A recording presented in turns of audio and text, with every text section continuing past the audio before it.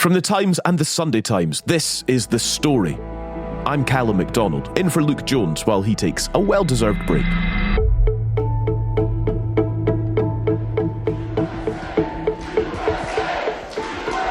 Well, thank you very much. They call it Super Tuesday for a reason. This is a big one.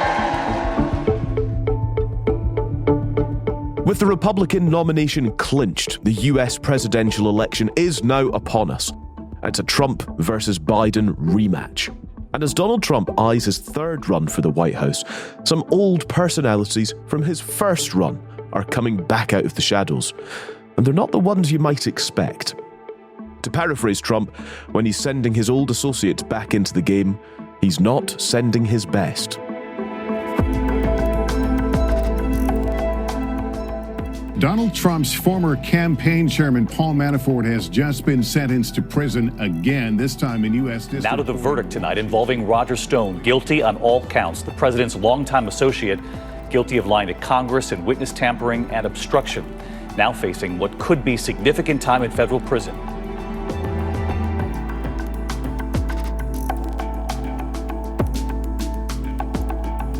The story today: sacked, jailed, disgraced. The advisors set to rejoin Team Trump.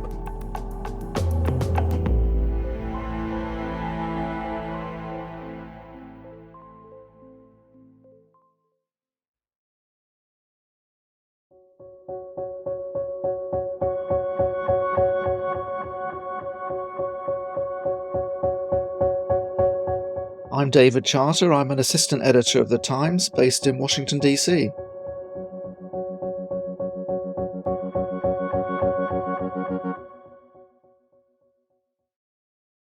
So, David, we finally got the two-horse race that, frankly, we've been anticipating for quite a while.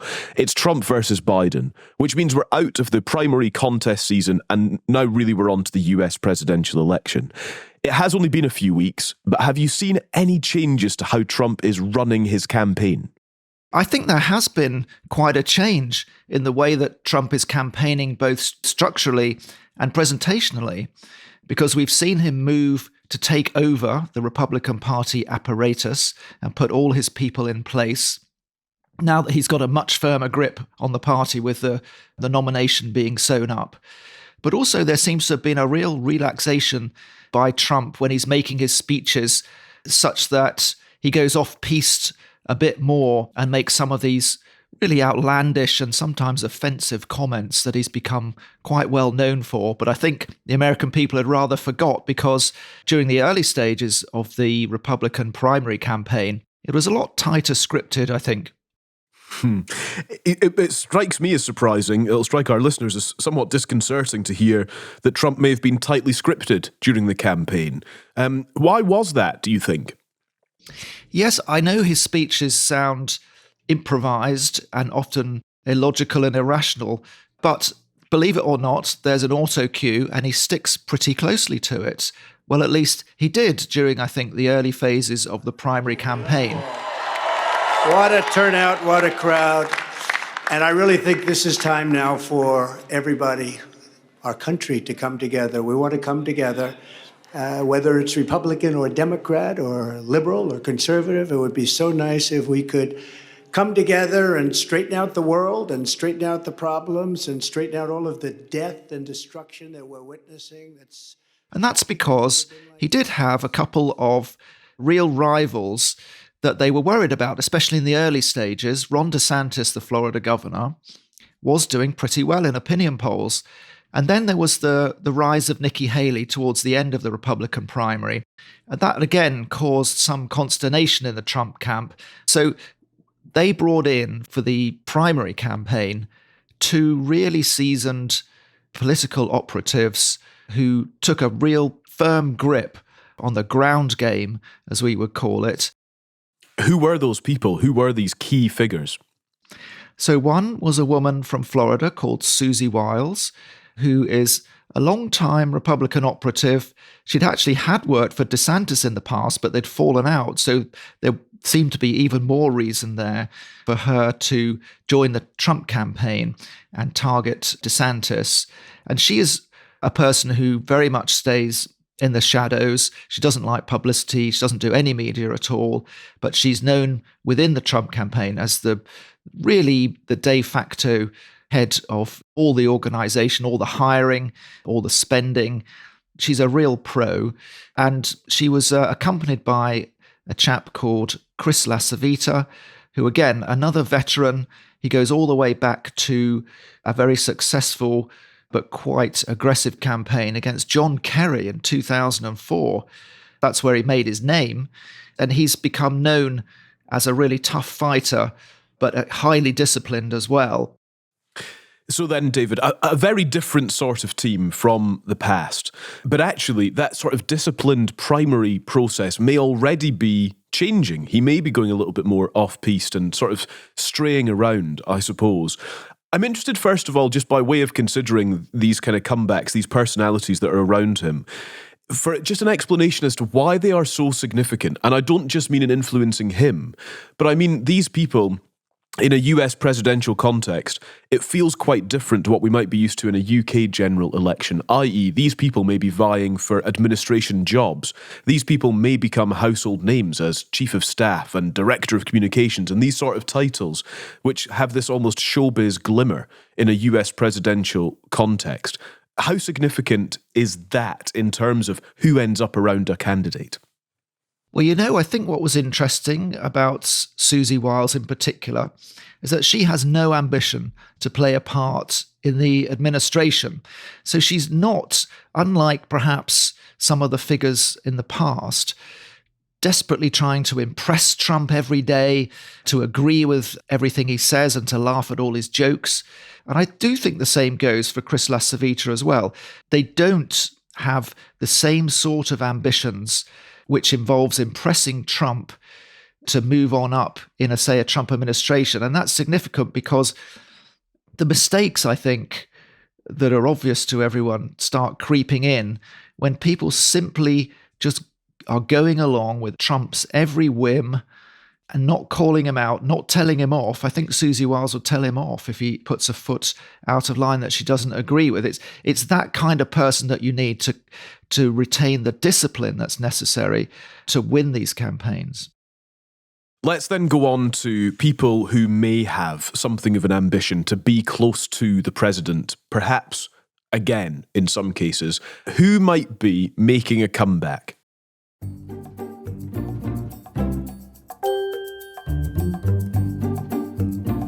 So what we've heard is that a couple of Trump's campaign managers from the 2016 campaign are in talks to return to the fold in some way.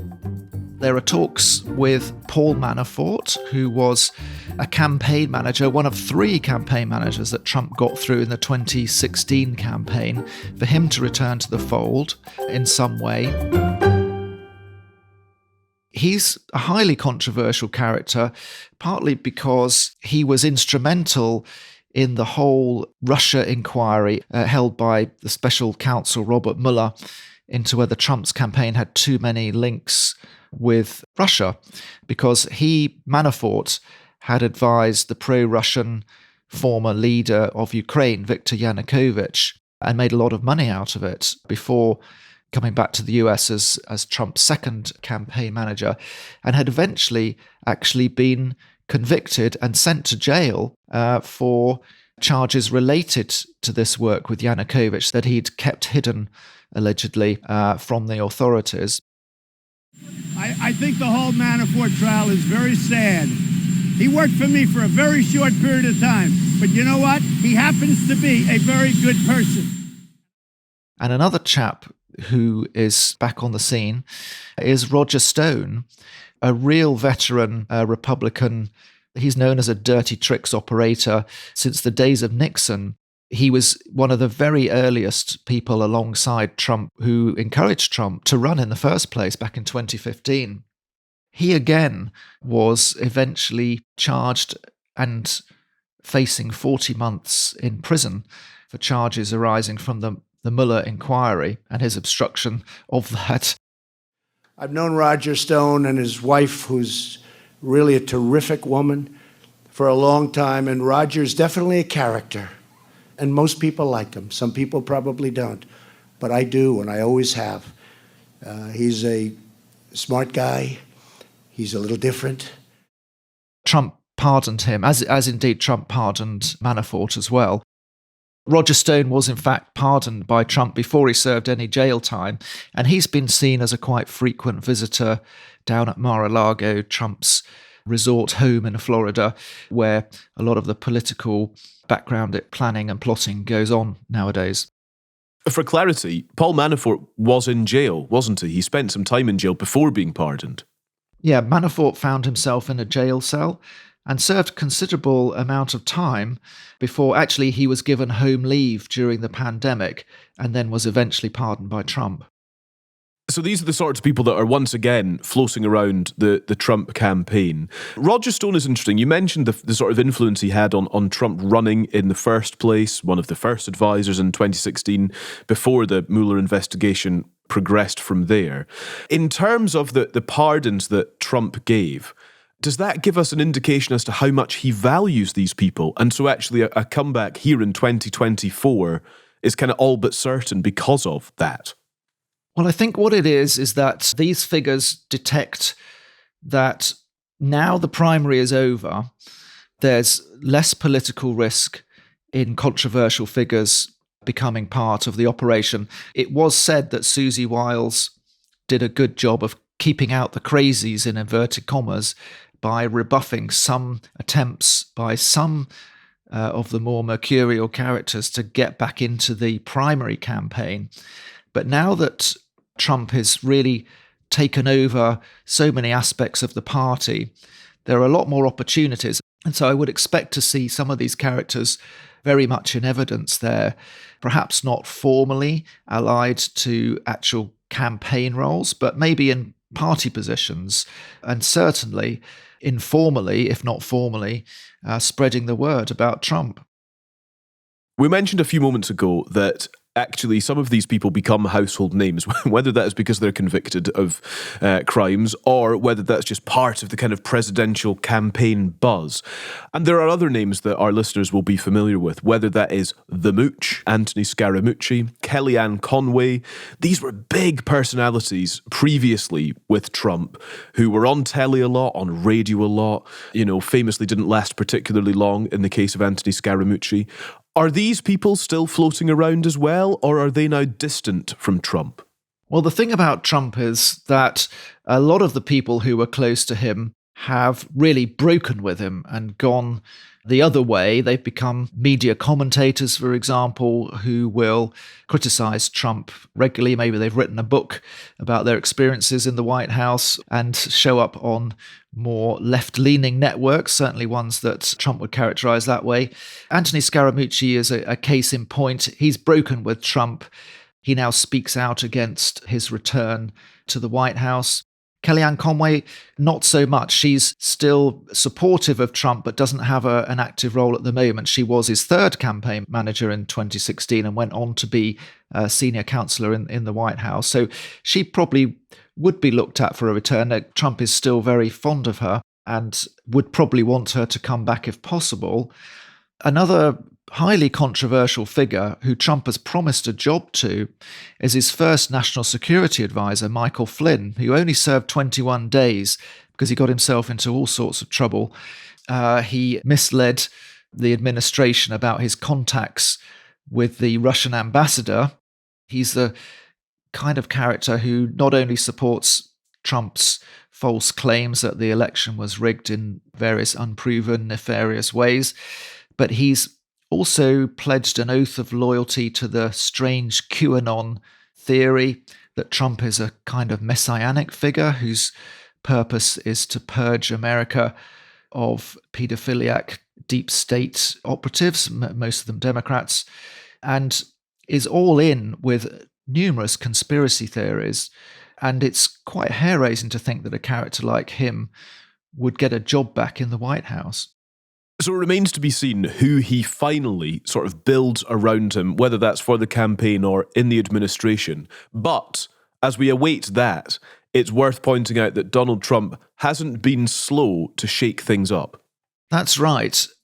Almost as soon as the nomination was sewn up, he moved quickly to boot out the head of the Republican Party apparatus and move in a whole slate of his own people, including a member of his family.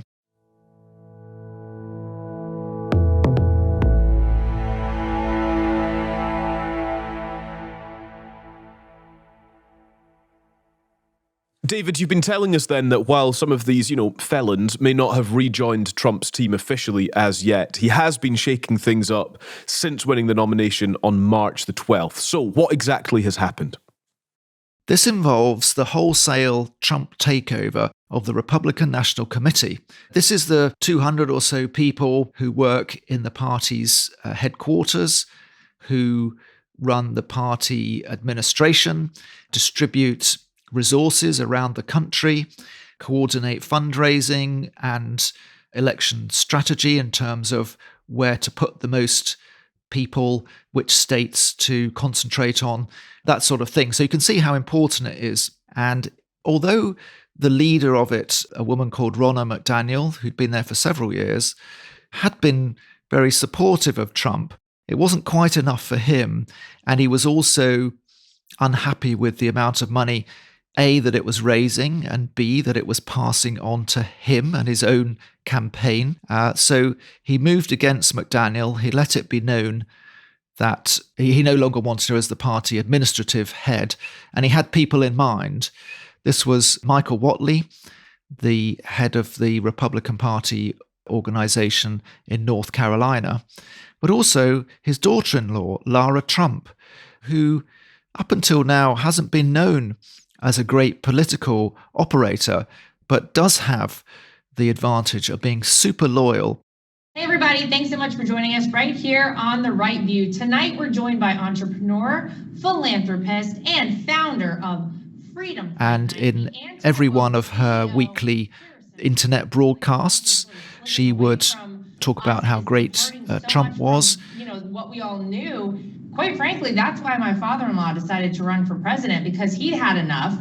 It sounds like you were in a similar space during COVID. That was kind of the last straw for you, right? You watched like government overreach after government overreach, the lockdowns destroying businesses and the economy. I mean, that was sort of what led you to get involved, right? Exactly. And to have any similarities that you just compared me to Mr. 45 is like ridiculous honor. She's been drafted in as co-chair of the Republican National Committee along with Michael Whatley, and they now oversee the party headquarters, but also importantly, the budget and the bank account, which Trump has ensured now that all donations that go to the party, unlike in the past, which would be used at the party's discretion for candidates across the country, running in all sorts of different races for Senate or House or even in local races. The first calling on the lion's share of party donations will now be the Trump campaign. Wow. What words would we use to describe this, David? Is it unconventional? Is it unusual? Is it breaking any rules, for example, just for clarity? It's actually not unusual for a presidential nominee to try and ensure that the party machine is absolutely on board and to try and get their people into top positions. They have to be elected, but such is Trump's grip of the party membership that when he says he wants Macdonald out and he wants Whatley and Lara Trump in, it happens. So we've talked about the change in leadership at the RNC. What about staff that he's also changed? So what we've seen within days of the new leadership team, so that's Whatley, Lara Trump, and he's also freed up Chris LaCivita from his primary campaign to go into the RNC as well, that more than 60 people were laid off pretty much overnight because, again, this frees up resources that I think the Trump campaign has got its eye on. They thought there was a lot of fat to cut in the party machine around the country. A lot of the money that was saved, I think we will end up seeing heads directly to the Trump campaign to help with his own battles. In terms of how finances are looking at the moment, David, could that come too soon? I mean, is he pretty desperate for funding for the campaign? Trump has been struggling in comparison with Joe Biden and the Democrats. And we've seen in the 2 months that we've got full figures for this year, Trump's own campaign fundraising has been less than half of Biden's own fundraising.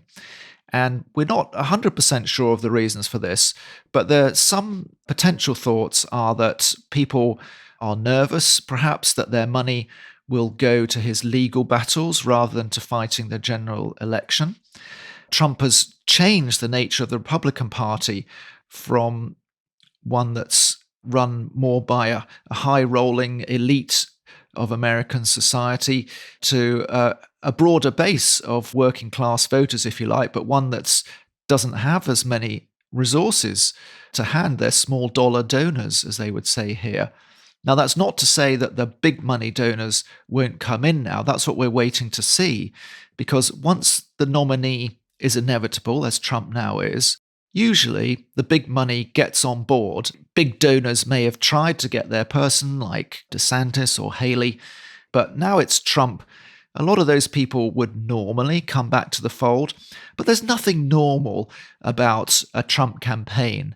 Normally, candidates, when they become the party's nominee, begins to step back from the extreme invective that's needed to light up and encourage support from the base. But what we see with Trump is not this moving to the centre ground to appeal to more moderate voters, to floating voters and independents.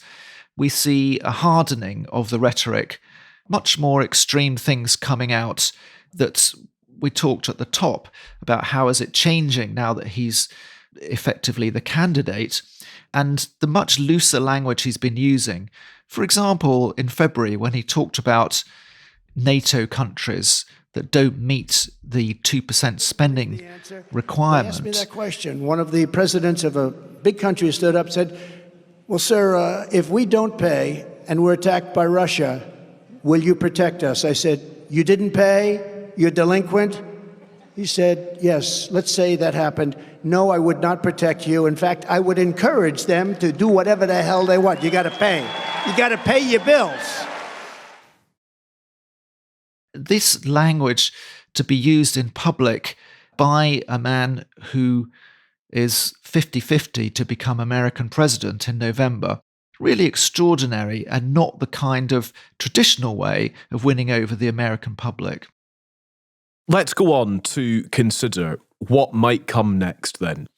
One thing that is certainly different for staff that will join him either through the campaign or perhaps in the White House as well is that they can't go in not knowing what he is like. There is no room for that level of naivety now. Anyone who joins him at this point knows what he's like and how he operates.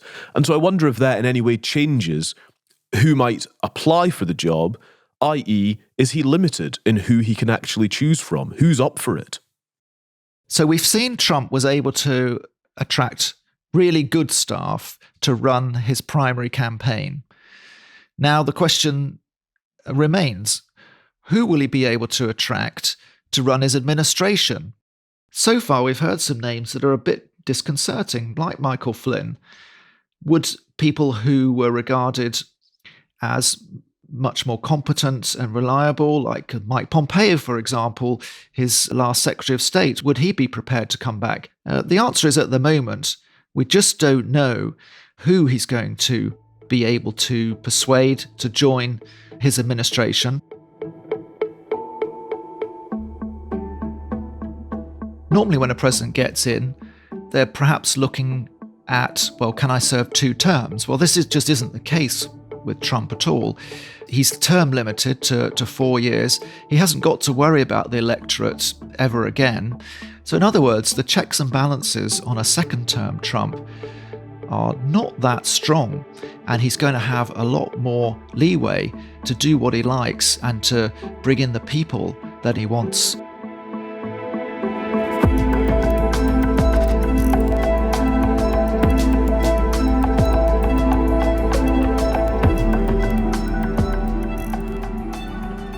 Thanks to David Charter. And if you want to take a deep dive on former President Trump's real net worth and whether or not he could actually go bankrupt, you can check out David's latest reporting at thetimes.co.uk.